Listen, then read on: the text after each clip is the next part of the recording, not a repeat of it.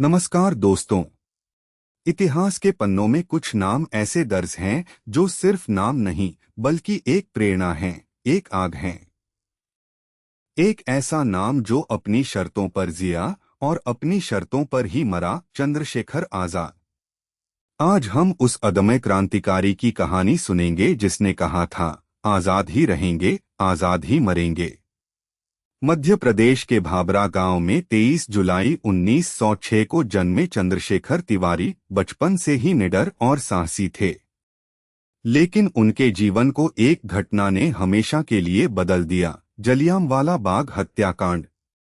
उस बर्बर नरसंहार ने युवा चंद्रशेखर के मन में अंग्रेजों के प्रति गहरी नफरत और क्रांति की ज्वाला भर दी।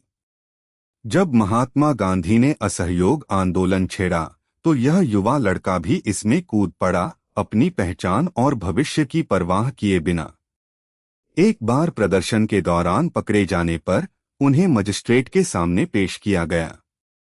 जब उनसे उनका नाम पूछा गया तो उन्होंने गरजते हुए कहा, आजाद। पिता का नाम पूछा तो बोले, स्वतंत्रता। और पता पूछा तो जवाब था, जेल। इस जवाब से तिलमिलाए अंग्रेज अफसर ने उन्हें 15 कोड़ों की सजा सुनाई। हर कोड़े पर चंद्रशेखर भारत माता की जय चिल्लाते रहे और उसी दिन चंद्रशेखर तिवारी हमेशा के लिए चंद्रशेखर आजाद बन गए। यह सिर्फ एक नाम नहीं था बल्कि भारत की आजादी का एक अडिग संकल्प था। अब आजाद का लक्ष्य सिर्फ एक था, भारत को अंग्रेजों की गुलामी से मुक्त कराना। वे हिंदुस्तान रिपब्लिकन एसोसिएशन (HRA) से जुड़े और जल्द ही भगत सिंह, सुखदेव और राजगुरु जैसे क्रांतिकारियों के साथ मिलकर अंग्रेजों के लिए एक बड़ा खतरा बन गए।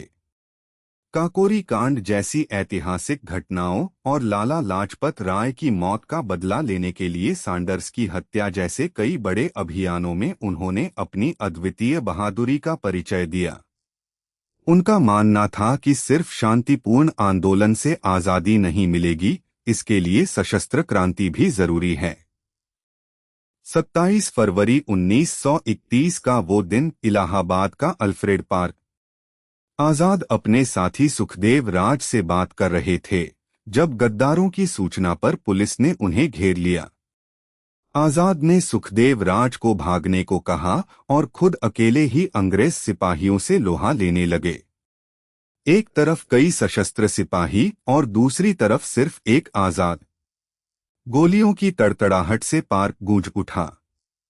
कई पुलिस वालों को ढेर करने के बाद जब उनकी पिस्तौल में सिर्फ एक गोली बची तो उन्होंने वो गोली अपनी कनपटी पर दाग ली।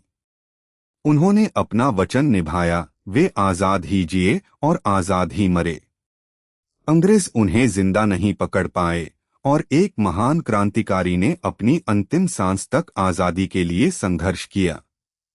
चंद्रशेखर आजाद शारीरिक रूप से भले ही हमारे बीच न हो, लेकिन उनकी शहादत ने हजारों युवाओं में आजादी की आग भर दी। उनका बलिदान व्यर्थ नहीं गया।